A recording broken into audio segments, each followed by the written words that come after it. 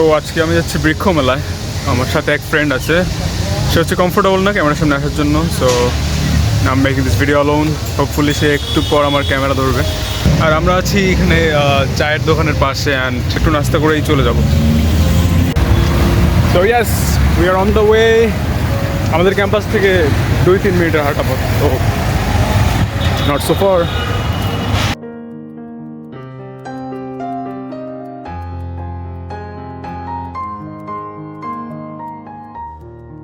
So আমরা চলে আসছি finally, and let me show you guys সামনে কি আছে।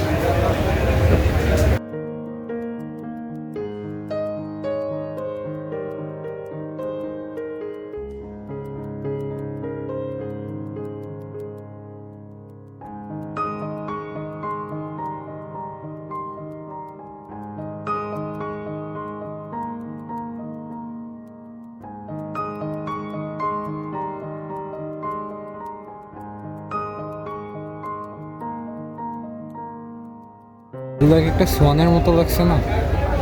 Kind of. তো I hope you guys have seen a glimpse of it. Just ঢুকলাম অ্যান্ড তাতেই এত কিছু। সো এখানে অনেক প্রজাতির গাছ রাখা।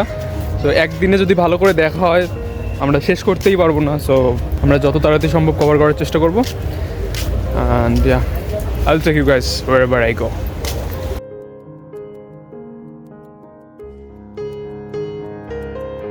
সামনে যেগুলো দেখতেছেন এগুলো আসলে ফুল না, এটার ফুল এই যে এরকম হলুদ রঙের। So yeah, just to make it clear for you, এটা হচ্ছে ফুল। সো এটা ফুল না। বৃক্ষমেলায় ঘুরতে ঘুরতে অনেক ধরনের গাছ দেখা হলো। একটা টাইপের গাছ দেখে আমি মোটামুটি ফ্যাসিনেটেড এখন।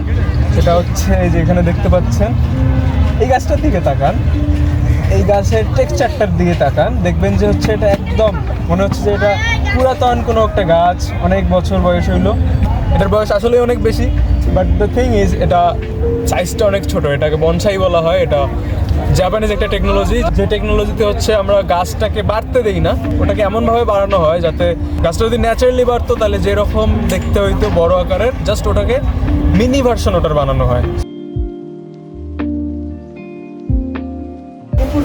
আর্টিফিশিয়াল বাবুই পাখির বাসা, যদিও দেখে বোঝা যাচ্ছে যে এটা রিয়েল না, বাট স্টিল চোজ দেখতে।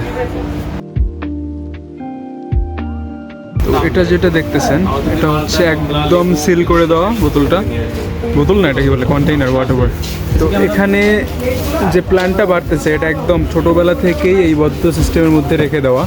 অ্যান্ড হচ্ছে বাইরে থেকে ইনিশিয়ালি যতটুকুই পানি দেওয়া হয়েছে ওটুকুই আছে, এটা জাস্ট গ্রো করতেছে। Nothing extra added, no insecticide, no pesticide, no fertiliser.